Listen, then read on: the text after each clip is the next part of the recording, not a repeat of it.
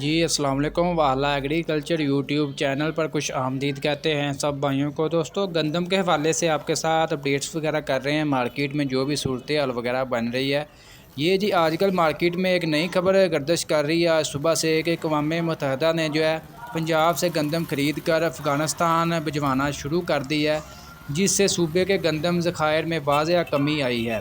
یہ خبر کافی زیادہ جو ہے مارکیٹ میں گردش کر رہی ہے، بہت سے بھائیوں کے کمنٹس وغیرہ آ رہے ہیں کہ اس میں کیا سچائی ہے، کیا اس میں مطلب حقیقت ہے۔ دوستو جیسا کہ میں نے آپ کو بتایا تھا کہ افغانستان جو ہے آسٹریلیا سے جو ہے یا روس سے گندم وغیرہ منگوا رہا ہے، یعنی کہ 2600-2700 فی من کے حساب سے۔ اور اس کے علاوہ آپ کو مزید بتایا تھا کہ افغانستان کو جو پاکستان سے اسمگلنگ شدہ گندم مل رہی ہے وہ 4300 کے حساب سے مل رہی ہے۔